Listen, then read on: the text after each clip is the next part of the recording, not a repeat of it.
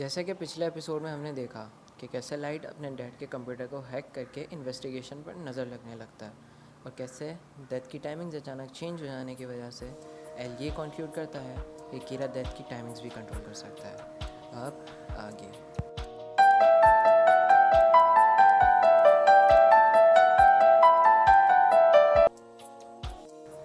Episode के start में light ryuk से कहता है कि भले ही शिनिगामी आइस से उसका काम आसान हो जाएगा, लेकिन वो अपने बनाए क्राइम फ्री वर्ल्ड में ज़्यादा टाइम तक जीना चाहता है, इसलिए वो ये डील नहीं कर सकता। ryuk कहता है कि वो आगे जब चाहे ये डील कर सकता है। ryuk साथ के साथ ये भी कहता है कि लाइट डेथ नोट के साथ उन सब के मुकाबले एक अच्छा शिनिगामी लगता है। ryuk कहता है कि शिनिगामीज़ एकदम मीनिंगलेस लाइफ जीते हैं। वो ह्यूमन का नाम डेथ नोट में भी बस इसलिए लिखते हैं क्योंकि वो सब मरने से डरते हैं। तभी लाइट कहता है कि उसने इस स्टॉकर को मारने का तरीका भी फिगर आउट कर लिया है और वो इसके लिए डेथ नोट के रूल्स का यूज़ करेगा। तभी सीन चेंज होता है और दिखाया जाता है कि 6 और क्रिमिनल्स हार्ट अटैक से मारे गए, जिसमें से 3 ने मरने से पहले कुछ अजीब हरकतें की, जिसमें से एक ने मरने से पहले दीवार पर अपने ब्लड से एक अजीब सा साइन बनाया, दूसरे ने मरने से पहले एक लेटर लिखा जिसका कोई सेंस ही नहीं बनता, और तीसरा मरने से पहले बाथरूम तक भागा। बाकी के 3 नॉर्मल हार्ट अटैक से मारे गए। एल पुलिस फोर्स से कहता है कि इन सब के बारे में मीडिया में रिवील ना किया जाए, बल्कि बस ये बताया जाए कि ये सब नॉर्मल हार्ट अटैक से मारे गए, क्योंकि उसके हिसाब से कीरा इन क्रिमिनल्स पर टेस्ट परफॉर्म कर रहा है और पब्लिक में से इन्फो को रिवील करके हम कीरा को सीधा रिजल्ट प्रोवाइड कर रहे हैं। दूसरी तरफ एल ये सोच रहा होता है कि इन सब से कीरा अचीव क्या करना चाहता है।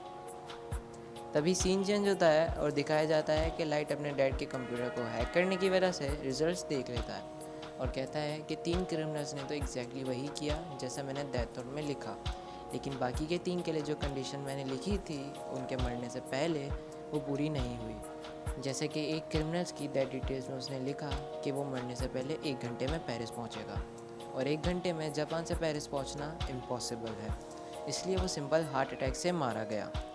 दूसरे क्रिमिनल की कंडीशन में लिखा कि वो मरने से पहले एल का फेस दीवार पर ड्रॉ करेगा, और ये कंडीशन भी पूरी नहीं हुई क्योंकि आप जिसको जानते ही नहीं उसका फेस ड्रॉ भी नहीं कर सकते, इसलिए वो भी सिंपल हार्ट अटैक से मारा गया। तीसरे क्रिमिनल की कंडीशन में लिखा कि वो मरने से पहले एल का रियल नेम लिखेगा, और ये भी कंडीशन पूरी नहीं हुई, अगेन उसी रीज़न की वजह से कि आप उसका नाम जानते ही नहीं। खैर, इस सब से ये साबित होता है कि डेथ नोट भी इम्पॉसिबल कंडीशंस में काम नहीं करती। वो पूछता है कि इन सब एक्सपेरिमेंट से होगा क्या।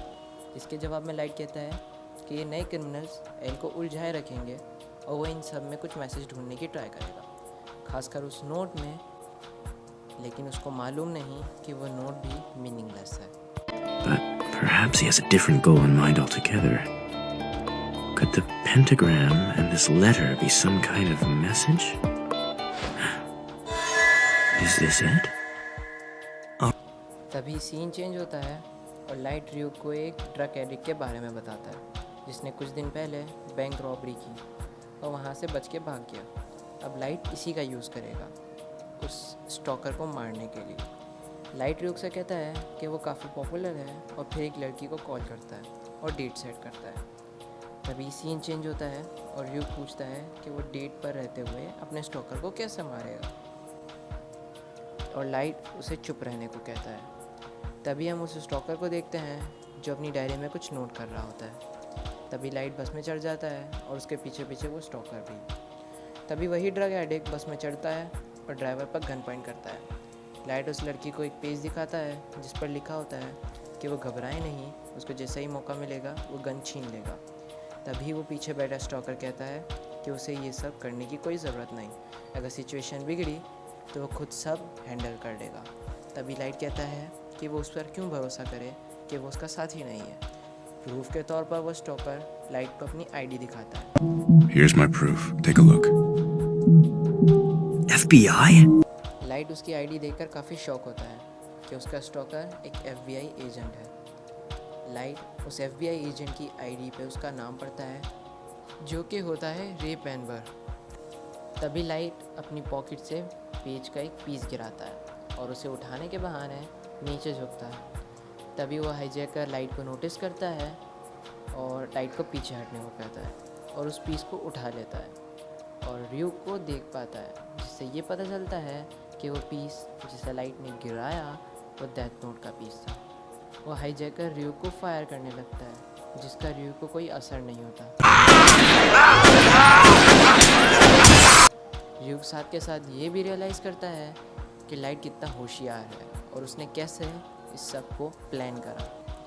वो हाईजैकर डर के मारे बस से नीचे कूद जाता है और कार एक्सीडेंट में मारा जाता है।